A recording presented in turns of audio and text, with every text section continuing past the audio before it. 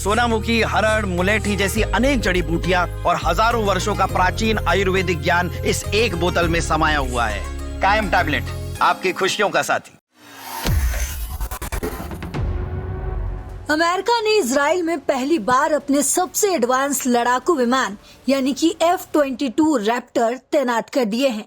ये कदम ऐसे समय में उठाया गया है जब क्षेत्र में ईरान को लेकर तनाव बढ़ा हुआ है और भारत के प्रधानमंत्री नरेंद्र मोदी 2 दिवसीय इजराइल दौरे पर है। रिपोर्ट्स के मुताबिक 11 से 12 F-22 रैप्टर जेट्स इजराइल पहुंच चुके हैं। ये जेट्स नेगेव रेगिस्तान के ओवदा एयरबेस पर लैंड हुए हैं। ये अमेरिका के सबसे खास स्टील्थ फाइटर प्लेन है, 5वीं पीढ़ी के, जो दुश्मन की रडार से बचकर हमला कर सकते हैं।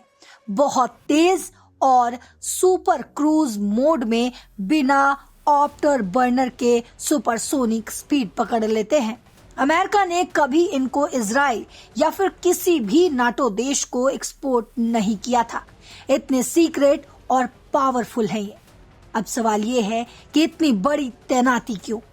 आपको बता दें, ये साफ कहा जा रहा है कि ये ईरान के खिलाफ स्ट्रैटेजिक मूव है। अमेरिका और इजराइल मिलकर ईरान पर दबाव बढ़ा रहे हैं क्योंकि रीजन में टेंशन बहुत ज्यादा है। कुछ रिपोर्ट्स में ये भी दावा किया जा रहा है कि अमेरिका ईरान पर हमले की तैयारी कर रहा है और ये F-22 इसी बिल्डअप का हिस्सा है।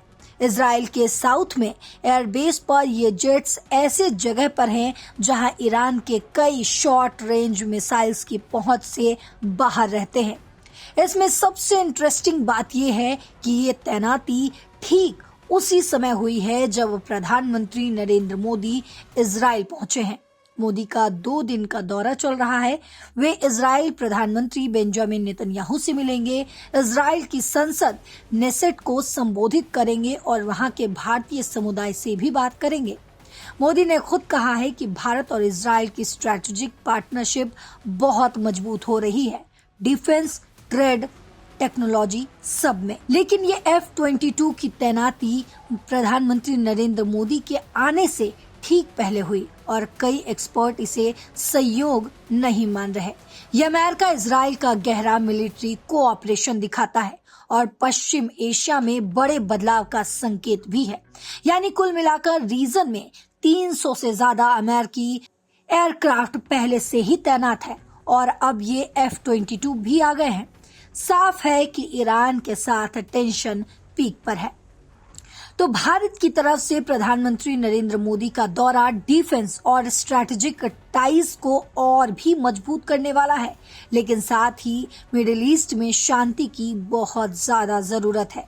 आपको क्या लगता है, क्या ये ईरान पर हमले की तैयारी है या फिर सिर्फ डिटरेंस? आपको जो भी लगता हो कमेंट बॉक्स में जरूर बताते जाइएगा।